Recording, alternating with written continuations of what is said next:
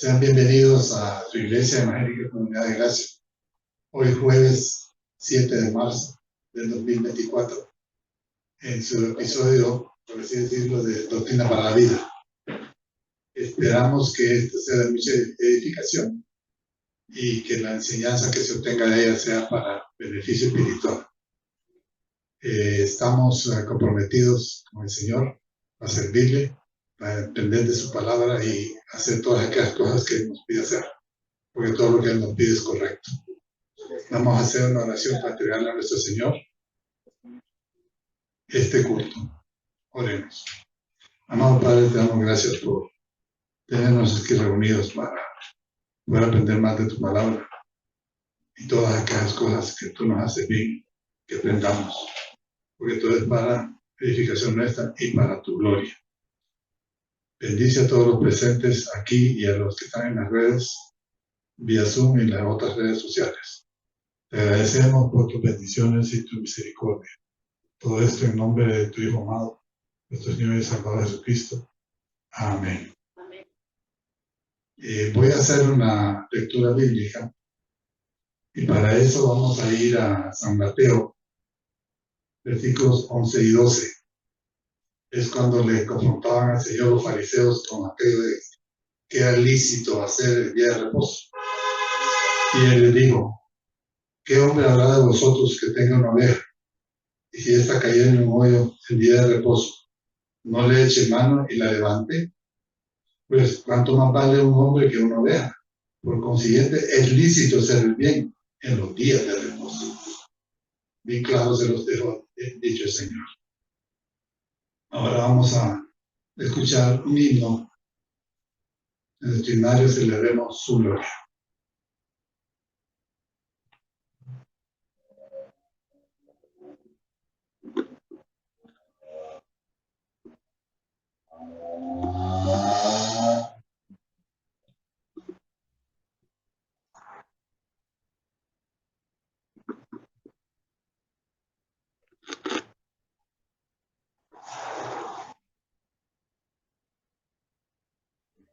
A continuación, entonaremos el número 42, titulado Reina Dios.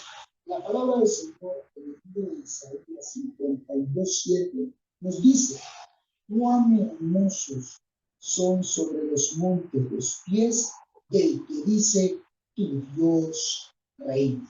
Entonemos al Señor.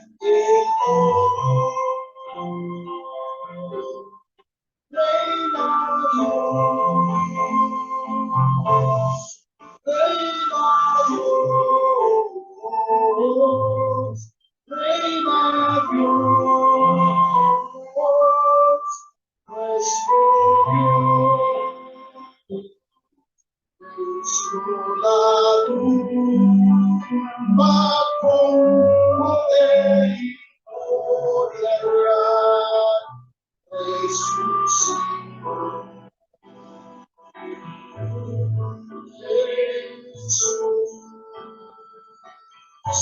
Hoy a la diestra de su Padre está.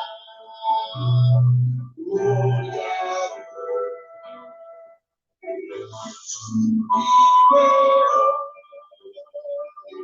Dios. Reina Dios. Reina Dios. Reina Dios, nuestro Dios. Reina Dios, Reina Dios, Reina Dios, nuestro Dios.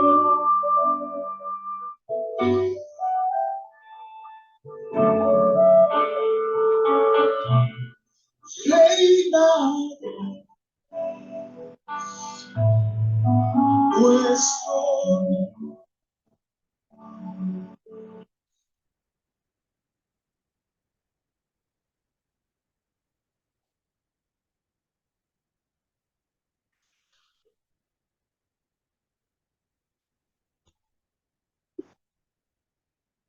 Hermanos, seguidamente escucharemos las noticias del fin en la voz de nuestra hermana Nancy Sánchez.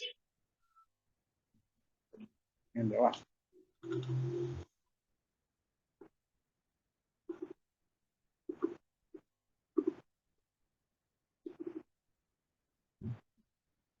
noches, hermanos, Dios les bendiga. En las noticias del fin tenemos como primera noticia: Estados Unidos entregará ayuda alimentaria por aire en Gaza, anuncia Biden. Estados Unidos comenzará a entregar ayuda alimentaria por aire a las personas en Gaza, anunció el presidente Biden. Mientras la crisis humanitaria se profundiza en el enclave devastado por la guerra de Israel, se resiste a abrir cruces terrestres adicionales para permitir la entrada de más asistencia. Desde la oficina oval, Biden dijo que Estados Unidos haría todo lo posible para llevar ayuda adicional a Gaza, territorio que ha estado bajo los intensos bombardeos de Israel luego de los ataques terroristas de Hamas desde el 7 de octubre. La ayuda que fluye hacia Gaza no es para nada suficiente, advirtió Biden. También señaló que cientos de camiones deberían entrar al enclave. En ese sentido, dijo que Estados Unidos va a insistir en que Israel facilite más camiones, más rutas, para que más y más personas reciban la ayuda que necesitan sin excusa.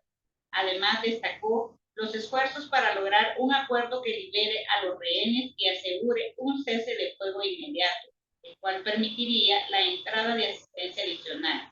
El ejército de Estados Unidos está trabajando para realizar las entregas de ayuda desde el aire en los próximos días.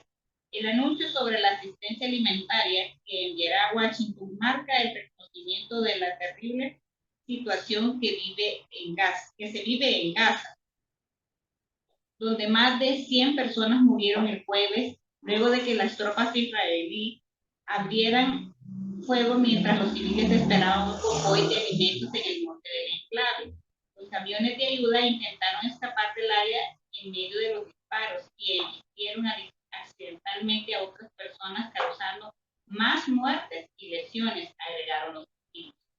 Ya van más de 30.000 muertos en Gaza desde el inicio de la guerra entre Israel y Hamas, según el Ministerio de Sanidad.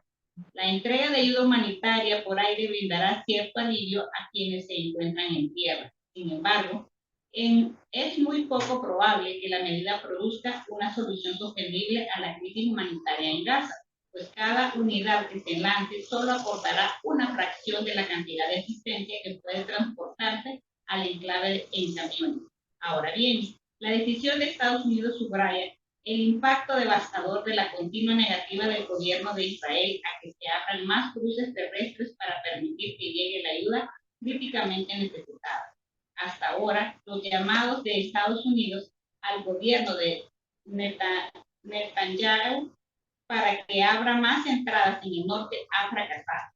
En el sur ha fracasado. En el sur, el número de camiones que ingresaron en el enclave se redujo a solo 85 por día la semana pasada. Biden hizo el anuncio mientras su administración enfrenta duras críticas internas por el manejo que le ha dado el conflicto. Críticas que han tenido consecuencias políticas para el presidente durante un año electoral. Como segunda noticia, el brote de fiebre de los loros en Europa causó la muerte de 5 personas. Un brote mortal de citacosis, una infección bacteriana también conocida como fiebre de los loros, afectó a personas que viven en varios países europeos, dijo este martes la Organización Mundial de la Salud. El brote se detectó inicialmente en 2023 y continúa hasta este año. Se informó la muerte de 5 personas. La fiebre de los loros es causada por una bacteria de la familia Lamidia, que se encuentra en una variedad de aves y aves de corral silvestres compañía. Las aves infectadas no siempre parecen enfermas, pero eliminan la bacteria cuando reciben o defecan. Los humanos comúnmente contraen la fiebre de los loros al respirar el polvo de las secreciones de un ave infectada. Según los Centros para el Control y la Prevención de Enfermedades de Estados Unidos, las personas también pueden enfermarse si las muerde un pájaro o por contacto entre el pico y la boca. La enfermedad no se transmite al comer animales infectados. La transmisión de persona a persona es posible, pero poco común, según muestran los estudios. En la mayoría de los casos recientes, las personas habían estado expuestas a aves domésticas o silvestres que estaban infectados, dijo la OMS.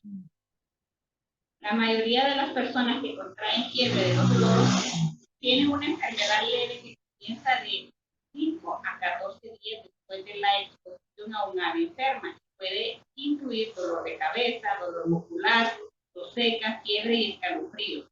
Los antibióticos pueden tratar la infección y rara vez son fatales para los humanos. Austria, que normalmente ve 2 casos de esta enfermedad cada año, informó 14 casos confirmados en 2023 y 4 más este año, hasta el 4 de marzo. Los casos no están relacionados si ninguna de las personas informó haber viajado al extranjero o haber estado en contacto con aves silvestres.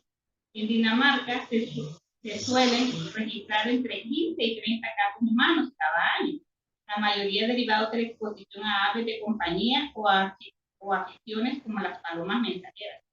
Tiene 23 casos confirmados de este brote hasta el 27 de febrero, pero los funcionarios de salud pública sospechan que el recuento de casos es en realidad mucho mayor, dijo la OMS. Estas son las noticias del fin, hermanos. Buenas noches, Dios les bendiga. Gracias, hermana. Ahora vamos a pasar a la información. Le invitamos a conectarse mediante la plataforma Zoom el día de mañana, viernes 8 de marzo, al culto con gracia a las 7 p.m. No se lo pierda. Estamos a la puerta de nuestro primer evento a la familia 2024. Se llevará a cabo en nuestras instalaciones el día sábado 16 de marzo, en el horario de 5 p.m. a 6:30 p.m. Será un día de mucha edificación para nuestra familia. Comience desde ya a invitar a otros a venir. Tema: el Dios Santo construyendo vidas santas. El texto clave, 1 de Pedro, capítulo 1, versículos 15 y 16. Para Semana Santa tendremos programado la serie especial de las 7 palabras del Señor Jesucristo en la cruz del Calvario. Comenzando con la primera palabra el domingo 24 de marzo en horario especial único de 10 a.m. a 12 meridiano. Luego, desde la segunda hasta la séptima palabra. Se realizará vía Zoom el día lunes 25 al sábado 30 en horario de 6 a 7 p.m. Y el domingo 31 finalizamos con el mensaje La Resurrección del Señor Jesucristo en horario especial único de 10 a.m. a 12 meridiano. Será una semana de mucha bendición. Invite a otros.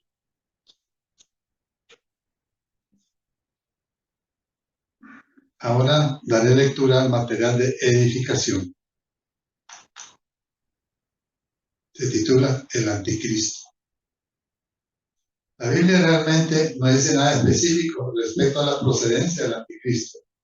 Muchos eruditos de la Biblia especulan que él vendrá de la confederación de 10 naciones y o un renacimiento del Imperio Romano. Daniel 7, 24, 25 nos dice, y los 10 cuernos significan que de aquel reino se levantarán 10 reyes, y tras ellos se levantará otro, el cual será diferente de los primeros, y a 3 reyes derivará, y hablará palabras contra el Altísimo, y a los santos del Altísimo quebrantará, y pensará en cambiar los tiempos y la ley, y serán entregadas en sus manos hasta tiempo, y tiempos, y medio tiempo. Otros lo ven como un judío, puesto que tendrá que serlo para afirmar que es el Mesías. Pero todo es especulación, puesto que la Biblia no dice específicamente de dónde vendrá el anticristo o a qué raza pertenecerá. Un día el anticristo será revelado. La Biblia nos dice cómo se reconocerá. Nos está en 2 Tesalonicenses, capítulo 2, versículos 3 y 4. Nadie os engañe de ninguna manera, porque no vendrá sin que antes venga la apostasía, se manifieste el hombre de pecado, el hijo de perdición, el cual se opone y se levanta contra todo lo que se llama Dios o es objeto de culto, tanto que se siente en el templo de Dios como Dios, haciéndose pasar por Dios. Es probable que la mayoría de la gente que viva cuando se manifieste el anticristo se sorprenda mucho de su identidad. El anticristo puede no estar vivo en la actualidad. Martín Lutero estaba convencido de que el Papa de su tiempo era el anticristo. Durante la década de 1940, muchos creían que Adolf Hitler era el anticristo. Otros que han vivido en los recientes siglos han estado igualmente seguros de identificar al anticristo. A la fecha, todos han estado equivocados. Debemos poner nuestras especulaciones de lado y enfocarnos en lo que en realidad dice la Biblia acerca del anticristo. Apocalipsis capítulo 13, versículos 5 y 8 nos dice, también se le dio boca que hablaba grandes cosas y blasfemia, y se le dio autoridad para actuar 42 meses, y abrió su boca en blasfemias contra Dios para blasfemar su nombre, en su tabernáculo y de los que moran en el cielo, y se le permitió hacer guerra contra los santos y vencerlos. También se le dio autoridad sobre toda tribu, pueblo, lengua y nación. Y la adoraron todos los moradores de la tierra, cuyos nombres no estaban escritos en el libro de la vida del Cordero, que fue inmolado desde el principio del mundo. El anticristo cumplirá su plan diabólico durante la gran tribulación. Los que somos parte de la iglesia de Cristo no viviremos en la era del anticristo porque ya estaremos con el Señor, debido a que seremos arrebatados por el Señor Jesucristo antes de la gran tribulación. Primera Tesalonicenses capítulo 4, versículo 17 nos dice, luego nosotros los que vivimos, los que hayamos quedado, seremos arrebatados y juntamente con ellos en las nubes para recibir al Señor en el aire, y así estaremos siempre con el Señor. El Señor nos guardará de la tiranía del anticristo en la gran tribulación. Apocalipsis capítulo 3, versículo 10 menciona, por cuanto has guardado la palabra de mi paciencia, yo también te guardaré de la hora de la prueba que ha de venir sobre el mundo entero, para probar a los que moran sobre la tierra. Gloria a Dios.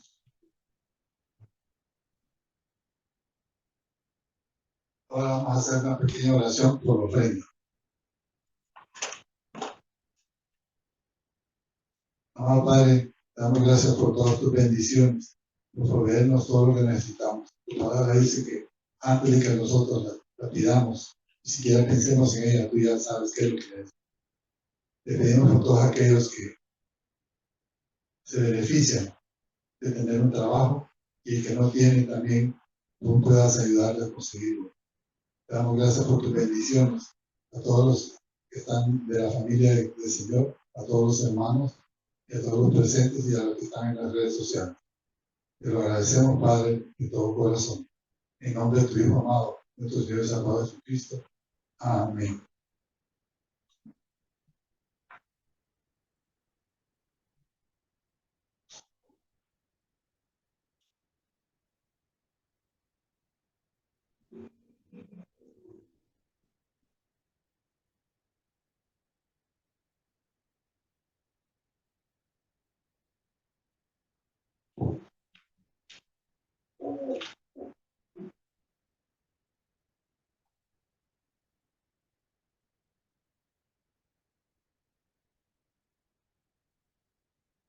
Ahora, hermanos, ha llegado el momento de escuchar la palabra, que será presentada por el hermano Augusto de Stephen en la serie Los Profetas Menores, en el estudio del libro de Oseas. Hermano.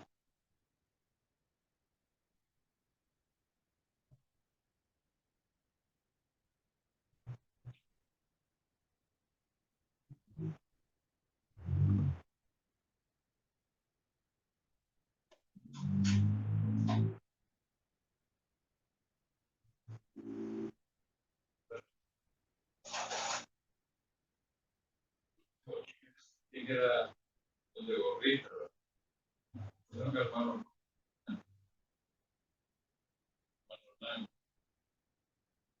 Bueno, hermanos, no tienen que hacer kilos de cabeza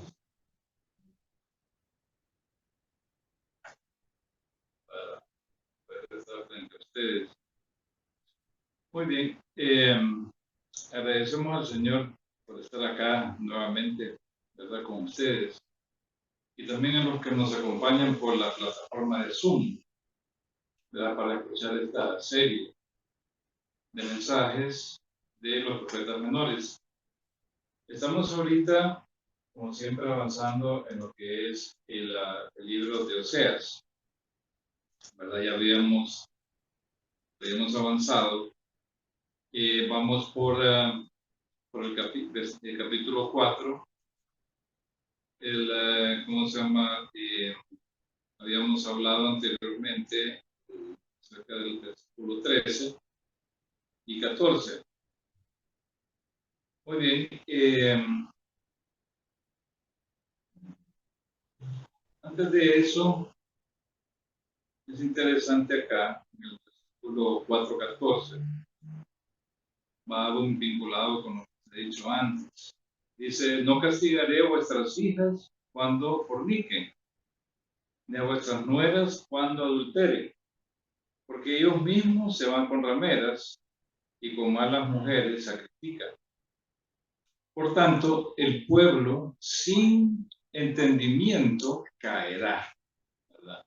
De nuevo habla de ahí ¿cómo se llama? De la situación moral, ¿verdad? La situación moral del pueblo, pero se dirige a un grupo específico, ¿verdad?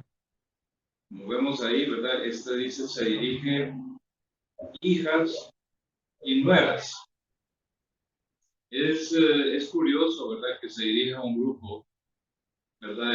De este tipo y que nos habla, por supuesto, de mujeres, de hijas y nueras.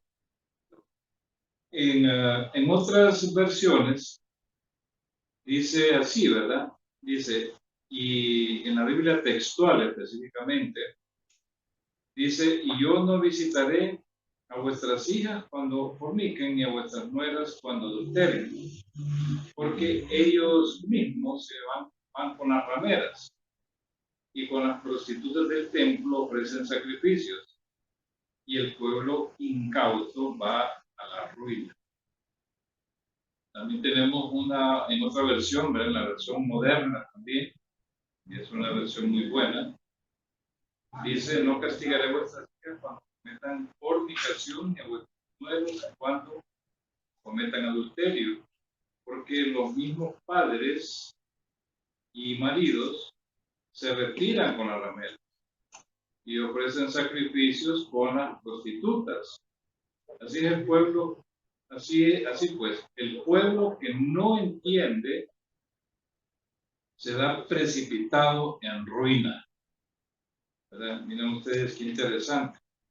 Esto va vinculado con el versículo 13, ¿verdad? El versículo 13 nos había hablado, nos indica los lugares en los cuales ellos ofrecían sacrificios y ofrendas.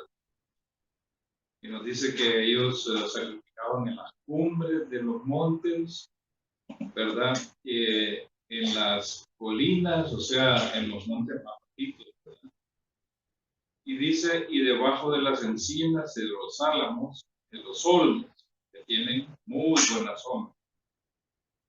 Entonces, dice ahí, ¿verdad? Que tienen buena sombra.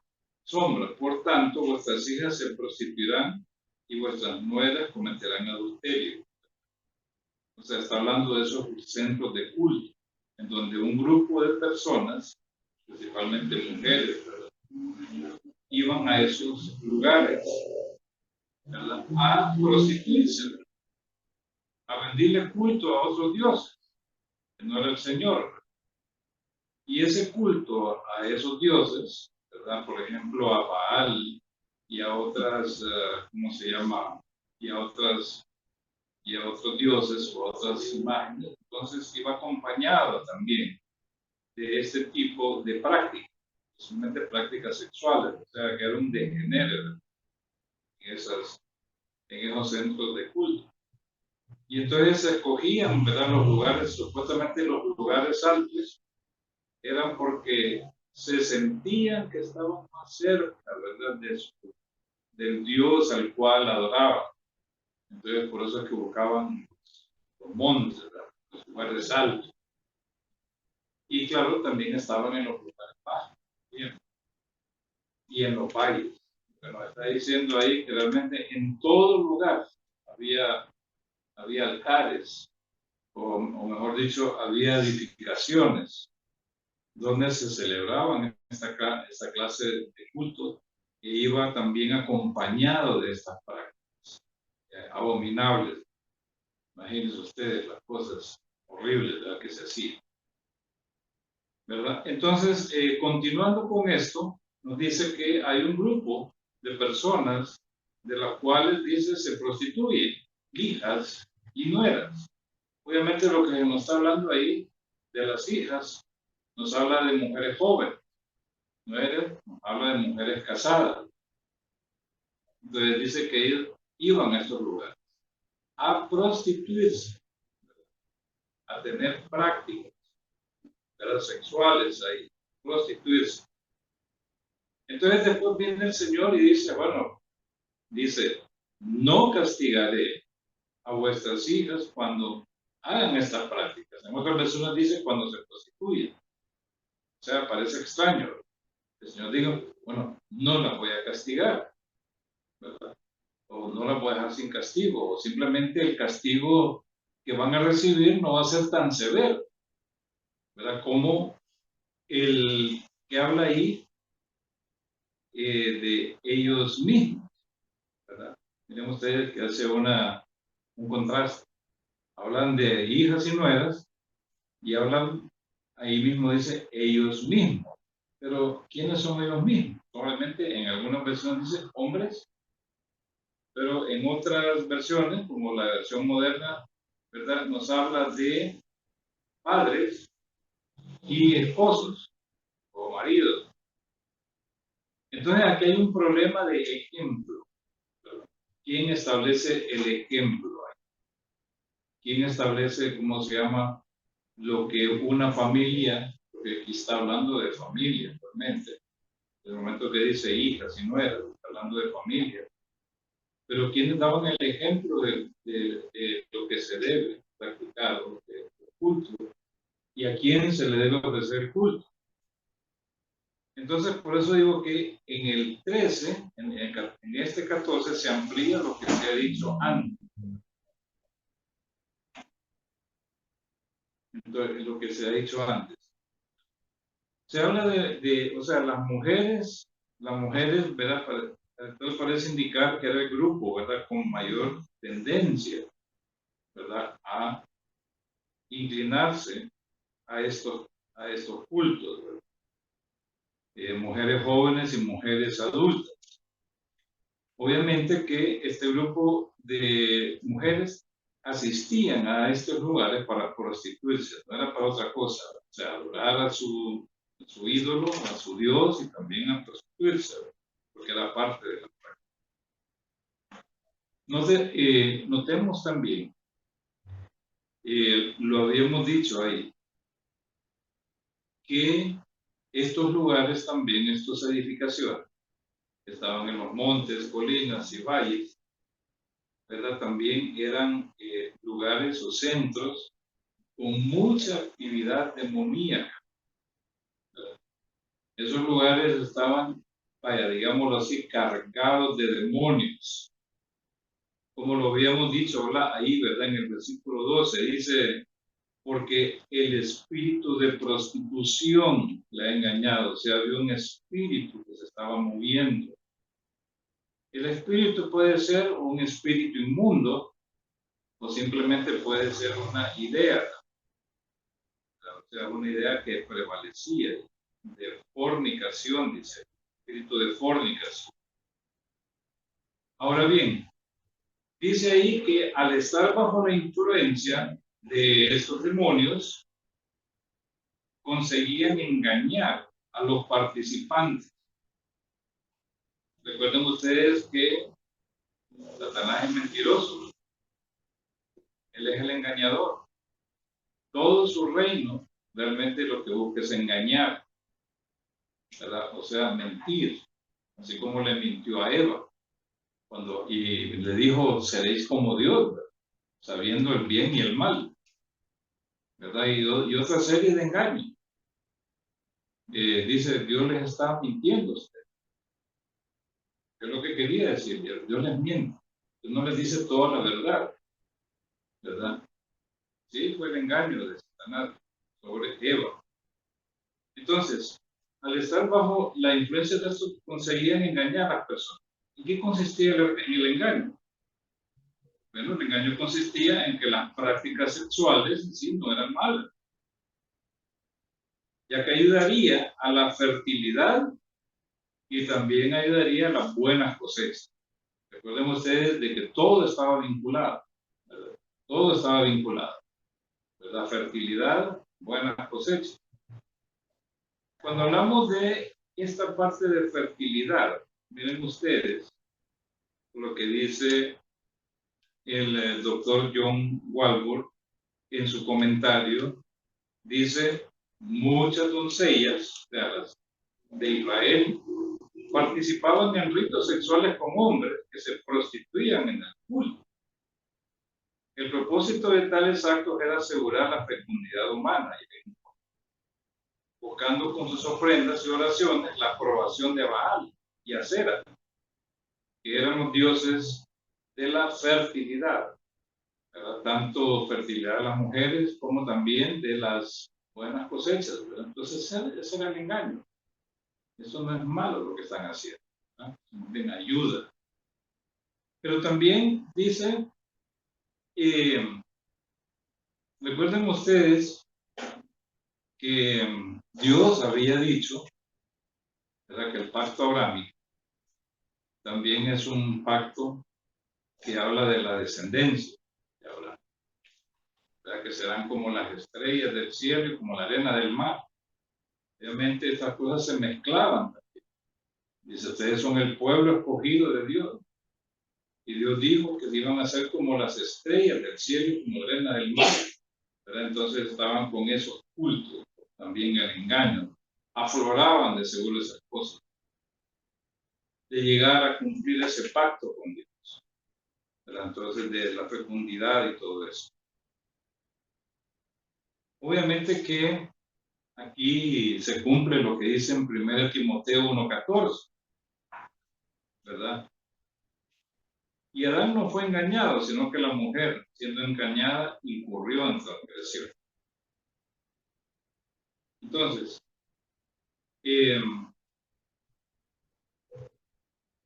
lo indicado por el Señor a través de Oseas nos muestra la crisis moral. Miren ustedes, la crisis moral que había en el seno de la mujer, con estos engaños diabólicos, con estas influencias demoníacas, con esta clase de pensamientos acerca de lo que es mejor para el pueblo, lo que es mejor para la tierra, para la agricultura, lo que es mejor para la familia, tener una familia numerosa. Es como querer, ¿saben qué? Como alguien decía, ¿verdad? Como querer, ¿cómo se llama? Hacer la obra de Dios, ¿verdad? Con los instrumentos del diablo. Y es prácticamente lo mismo. Si se quieren llegar a eso, cumplir el pacto abrámico, ser numerosos como la arena del mar, bueno, aquí están estas prácticas.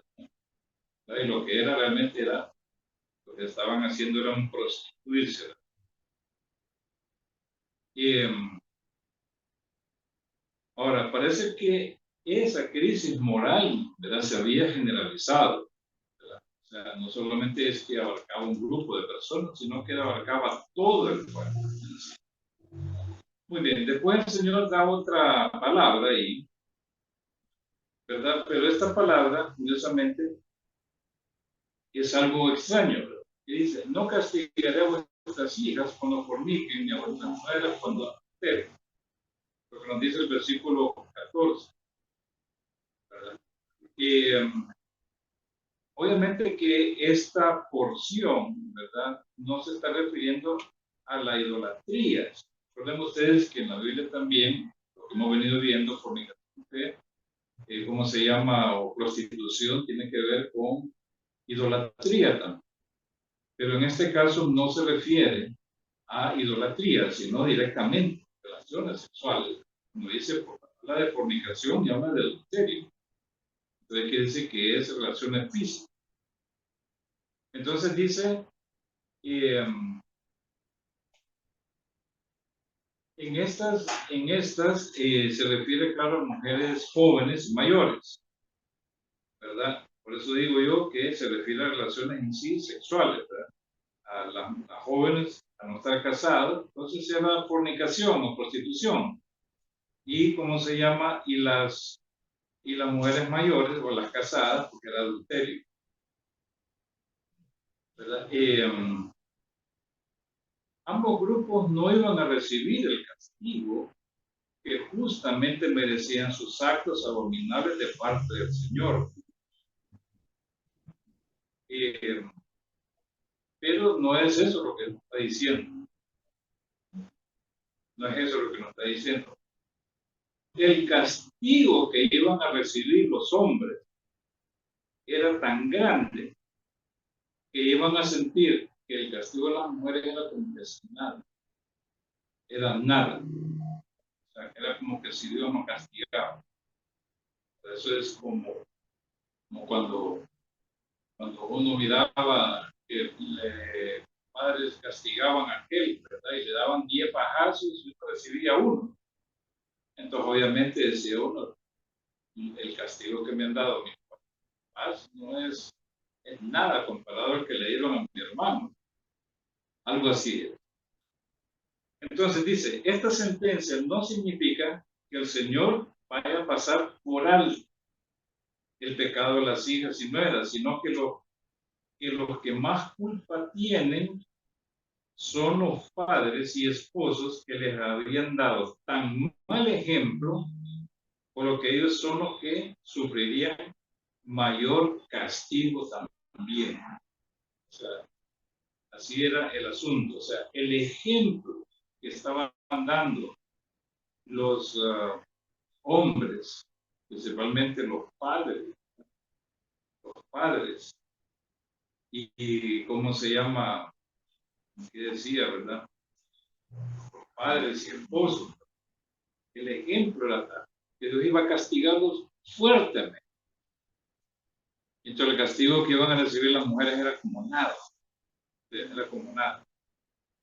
Dice acá, Dios no castigará a las hijas y a las jóvenes por su prostitución, porque los mayores actuaban todavía de forma peor. Eso es lo que decimos, lo que nos queda ver. Dice en nuestro comentario, visitaré con los castigos más pesados, no a las impúdicas hijas y desposadas, sino los padres y maridos, porque estos son los que han dado el mal ejemplo. De modo que el castigo de aquellas, en comparación con el de estos, parecerá como nada, como nada. De todas maneras, el juicio iba a venir, hermano, sobre todo el pueblo. Eso se parece, ¿sabe cómo? Cuando el Señor dijo, ¿se acuerdan ustedes cuando el Señor Jesucristo en su ministerio terrenal decía, ¿verdad?, que aquellos que habían rechazado que lo habían rechazado a él, que habían rechazado el mensaje del Evangelio, ¿verdad? Iba a ser, dicen, el castigo más tolerable, el de Sodoma y Gomorra, que para aquella ciudad que había rechazado el mensaje del Evangelio. Dios tiene sus niveles de castigo.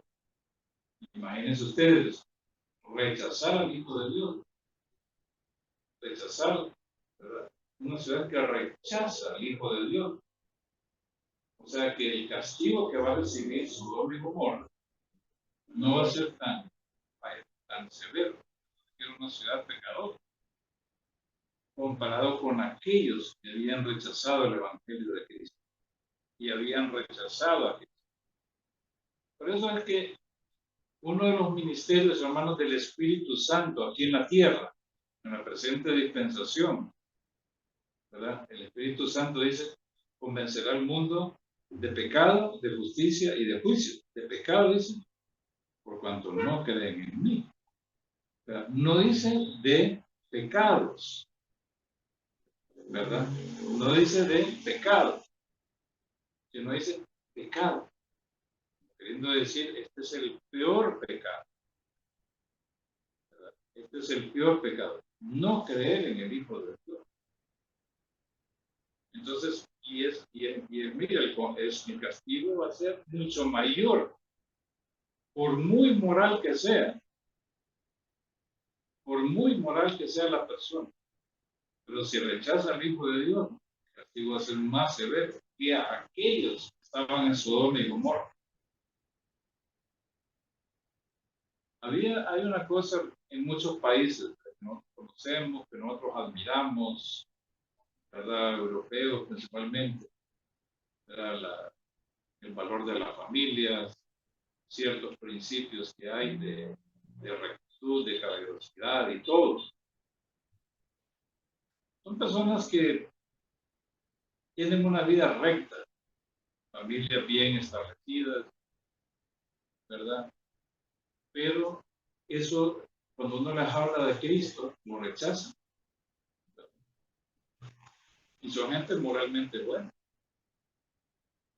Son gente moralmente que nunca han dado en drogas, ¿verdad? O sea, que era lo que confundía. Bueno, nosotros acá, cuando nos convertimos a Cristo, muchas personas se han convertido a Cristo, pues testifican, ¿verdad?, cómo era su vida antes de conocer a Cristo. Era una persona, ¿verdad?, que andaba en drogas, una persona rebelde, una persona que, ¿verdad?, que no respetaba el lugar, era una persona bebedora y todo, pero cuando conoció a Cristo su vida cambió,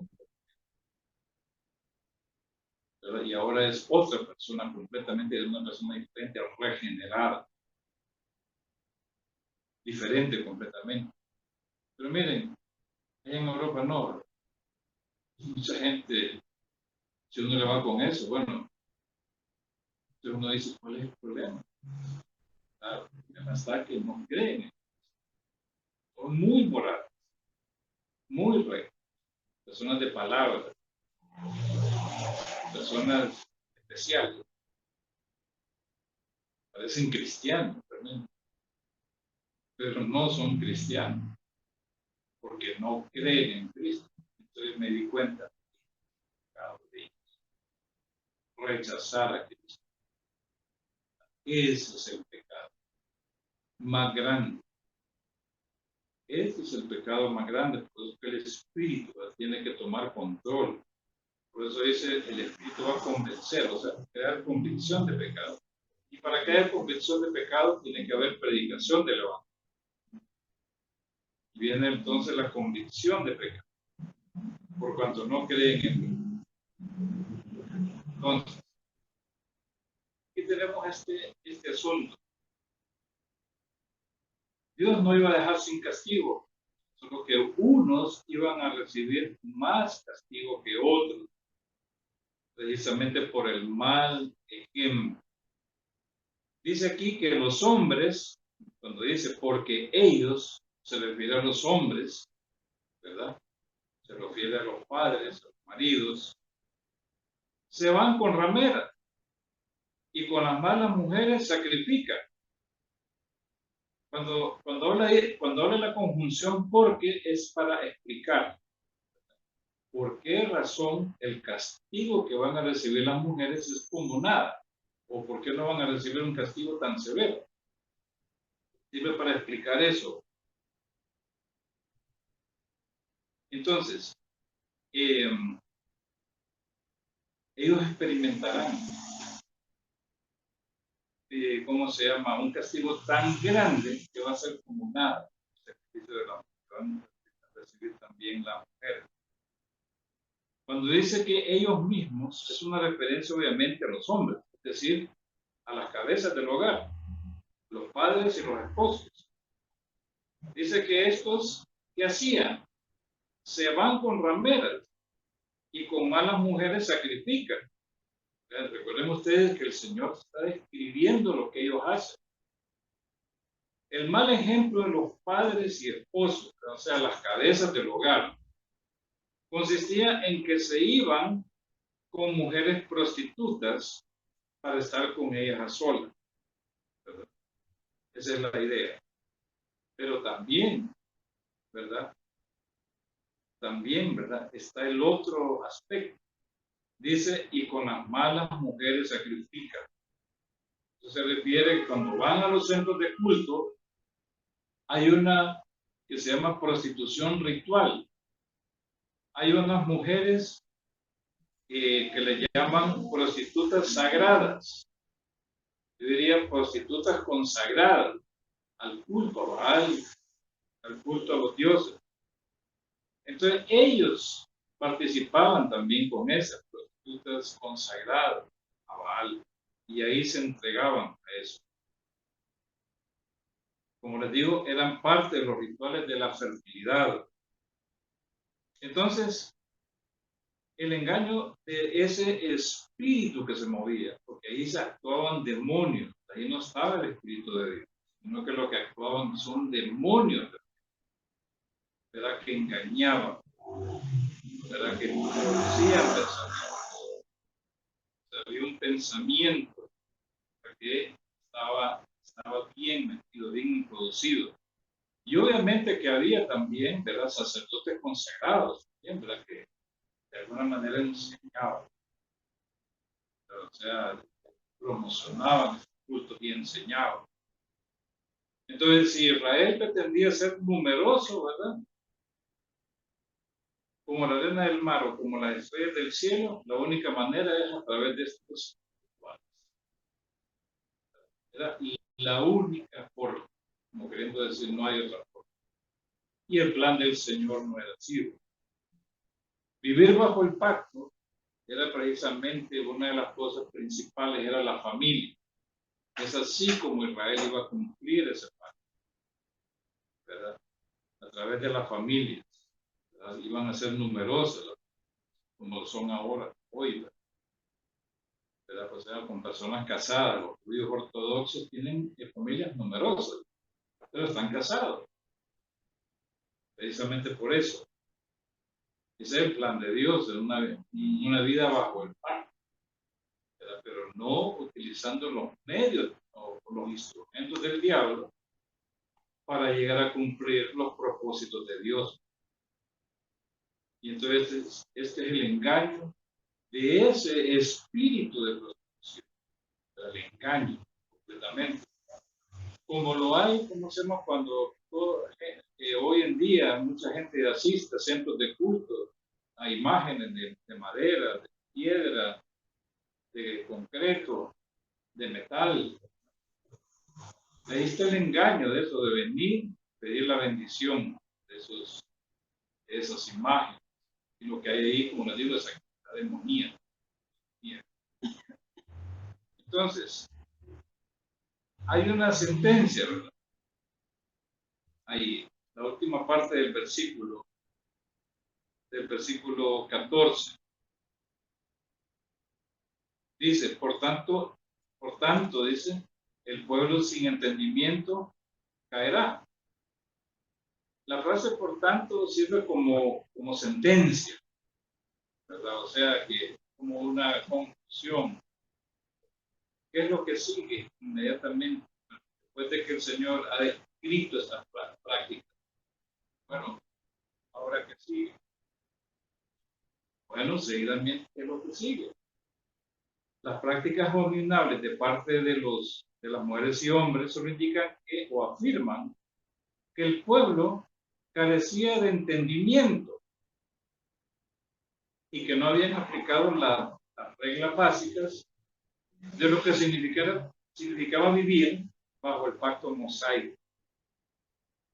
Ya habíamos dicho anteriormente, hermanos, que el pueblo no tenía conocimiento de Dios, ¿verdad? Como dice en el versículo, capítulo 4, verso 1, que el Señor tiene pleito. ¿Por qué razón? Bueno, en primer lugar hay deslealtad, hay mentira, hay derramamiento de sangre, los hechos de sangre suceden uno tras otro, o sea, hay un muerto, viene otro muerto, viene otro muerto.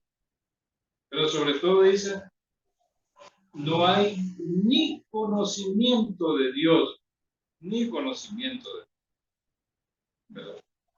Ni conocimiento de Dios. A pesar de que el conocimiento de Dios existía físicamente, pero como lo vimos aquí, ¿verdad? En el versículo 6, mi pueblo es destruido porque carece de conocimiento. Pero el problema es que tenían el conocimiento, pero lo habían rechazado. Y de nuevo aquí aparece. Por tanto, el pueblo sin entendimiento o conocimiento, porque es la misma raíz hebrea, caerá. Entonces, ya habíamos dicho eso, ¿verdad? Una nación que se había hundido en un pecado tan bajo y que había perdido toda dignidad y que de paso había rechazado el conocimiento de Dios, debía perecer, ¿verdad? Ahí dice caerá. Pero el término perecer, hermano, el término caer, significa echar a tierra, arrojar algo para su destrucción, destruirse. Entonces el Señor, en definitiva, los iba, podemos decir, como ¿cómo se llama? A enviar a destrucción, a destinar a destrucción. Esto, claro, sucedió cuando vinieron los asirios. Prácticamente destruyeron Samaria, destruyeron todo el pueblo y lo llevaron cautivo. Desde ese momento dice, vosotros no sois mi pueblo. Hasta claro, hasta aquí, hasta la restauración.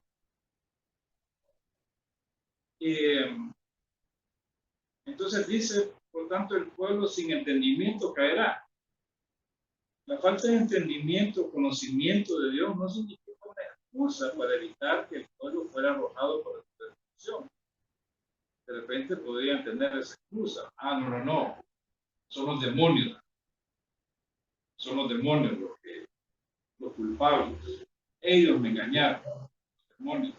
Entonces el Señor dice, el problema es que el pueblo no tiene conocimiento. No entiende. No comprende. Es como que el entendimiento lo tuvieran cerrado.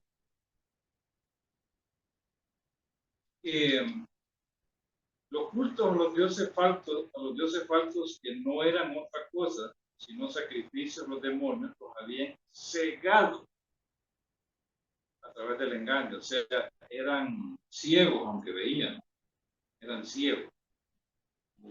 ¿Qué pasa en el presente siglo? También están igualitos, ¿verdad? En el presente siglo, una de las actividades de Satanás y su reino, ¿cuál es? Cegar el entendimiento de los incrédulos. Eso significa, hermanos, tener una barrera en la mente, tener una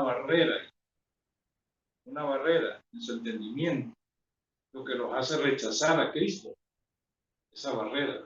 Pero dice que ¿quién lo hace? ¿verdad? El mismo Satanás dice, ciega los ojos, ¿verdad? Ciega los ojos. Por eso el Señor les decía, ¿verdad? ¿Se acuerdan ustedes en su ministerio terrenal a los fariseos? Que ellos no veían, ellos estaban ciegos, ¿verdad? Pero estaban ciegos espiritualmente. Podían ver los tiempos de restauración, no podían ver que Jesucristo era el Mesías, ¿verdad? Anunciado, ¿verdad? En la ley y los profetas, no lo podían ver. Pero lo mismo pasa en los incrédulos también. Hay definitivamente un trabajo del diablo bien hecho, cegar el entendimiento, no dejar que entre el evangelio de Cristo. Bueno, después dice, vamos al versículo 15. Bueno, ya vimos, ¿verdad?, cómo el grave estado de Israel, como moralmente habían caído tan bajo, hombres y mujeres, por lo tanto el Señor los había destinado hacia la destrucción. Eso es lo que iba a hacer. O sea, como que ya habían, ¿cómo se llama?, llevado cierto límite. Y solo quedaba directamente el juicio del Señor, como un castigo de disciplina. Después vamos al versículo 15. Si fornicas tú, Israel, a lo menos no peques, y no entréis en Gilgal, ni subáis a Betaven, ni juréis, vive Jehová. Qué interesante estas palabras. Bueno, en la primera frase dice, si fornicas tú, Israel. Obviamente la palabra fornicar aquí, si tiene sentido, de prostituirse, ¿verdad?, como una alusión al culto de los ídolos, o los dioses falsos. Israel es una referencia, por supuesto, al reino del norte, formado por las 10 tribus. Dice, a lo menos no peque Judá. Judá es una referencia al reino del sur, formado por 2 tribus, de ellas saben, Judá y Benjamín. Pero también estaba la otra, la tribu sacerdotal, ¿verdad? O sea, Leví, la tribu sacerdotal, pero ellos no son contados como parte de las 12 tribus, ya que es una tribu sacerdotal consagrada directamente al culto en el templo. Ya que Israel ha caído moralmente tan bajo, o sea, el reino del norte, debido a sus prácticas abominables, lo menos que puede esperar el Señor es que el reino del sur siga el mismo camino de Israel, con el inevitable destino de la destrucción de la 10. O sea, lo que está diciendo ahí el Señor, bueno, si Israel, el reino del norte, comete esos actos abominables, por lo menos que Judá no siga su ejemplo. Al menos que Judá no peque, o sea, no sigue el ejemplo. Entonces, esto es muy interesante, ¿verdad? Aquí se advierte a Judá que no repitiera, o sea, están mandando un mensaje también al reino del sur, que no repitiera los pecados de su hermana Israel, o que no siguiera el ejemplo de Israel. El Señor va a castigar a Israel, pero también le va a servir de ejemplo al reino del sur.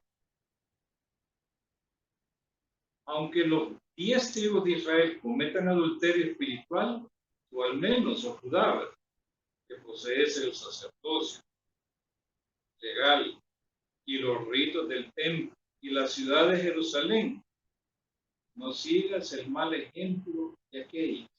Es una forma, digamos, parafraseada, que no siga el mal. Es por consideración a Judá, por lo que aquí se le exhorta a que no siga el ejemplo de su hermano, por lo menos que queden 2 tribus, que no sigan el ejemplo. Ahora, aquí el Señor establece una prohibición, fíjense ustedes. Miren, una prohibición. y no entréis en Gilgal, ni subáis a Bet-Ave, ni juréis, vive Jehová. Miren qué interesante. El Señor establece una prohibición para Judá, para el reino del sur. En primer lugar, que no debía peregrinar a Gilgal, ¿verdad? O sea, que no debía peregrinar, bueno, peregrinar a esa ciudad. Pero ¿qué tenía de especial esa ciudad? ¿Verdad?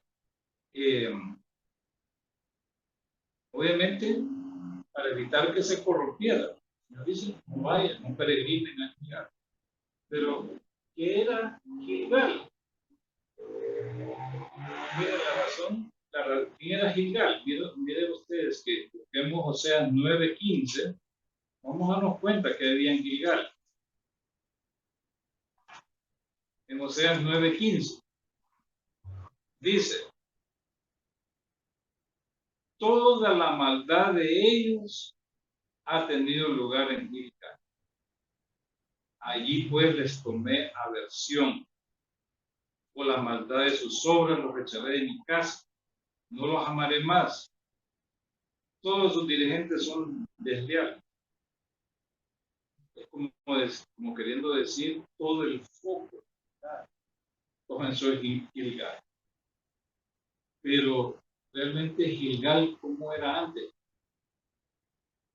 Era para que se menciona. Miren ustedes que esta ciudad era una ciudad fronteriza con el reino del norte. Gilgal significa oprobio, círculo de piedra, rodar. Anteriormente, Gilgal era una ciudad, era un lugar sagrado, dedicado al Señor, ya que ahí le habló a Josué respecto de Israel. Quiero que busquemos, hermanos, Josué 4:14, 4:19. Josué 4:19.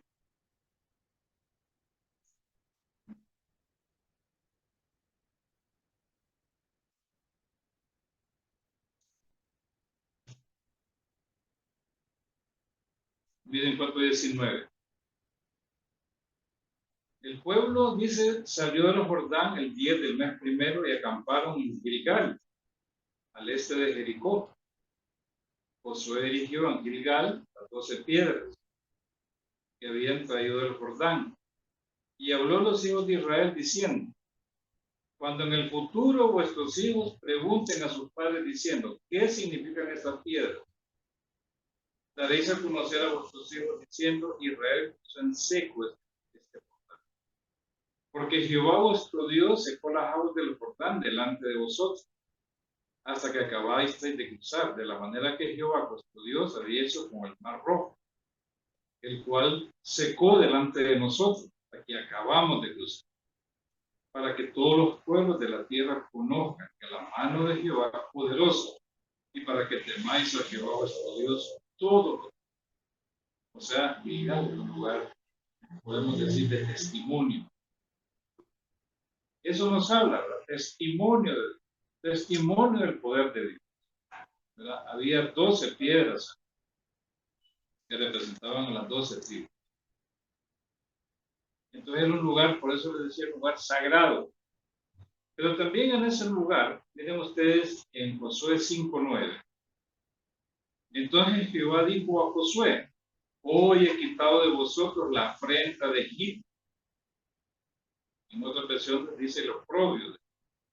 Por eso se llamó el nombre de aquel lugar Gilgal, hasta el día de hoy.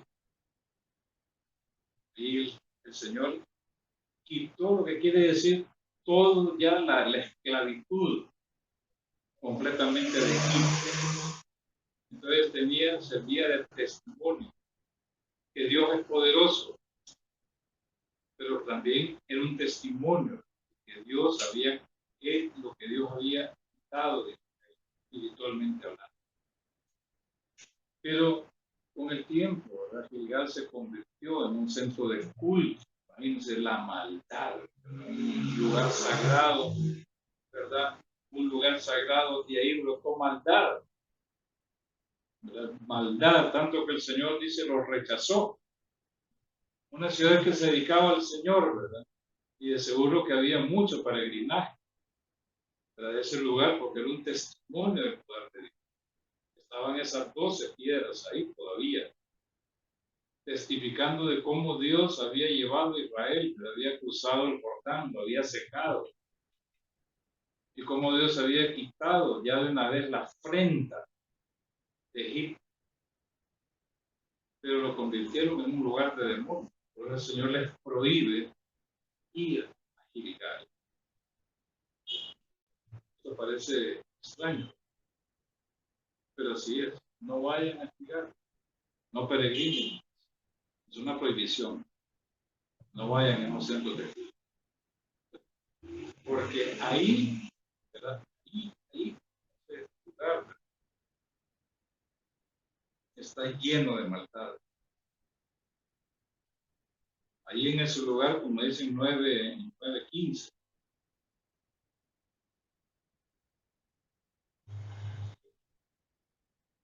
toda la maldad de ellos ha tenido lugar en Israel. Imagínense, no la de ellos, la de Israel.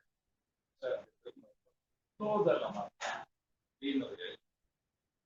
Curiosamente. Pero así es, hermano. Bueno, vamos a quedarnos ahí, ¿verdad? Porque es interesante la última parte del versículo, ¿verdad? Cuando dice de ave, es una referencia a Betel, pero vamos a seguir analizando en el próximo jueves. Muchas gracias, hermanos, que Dios les bendiga a todos.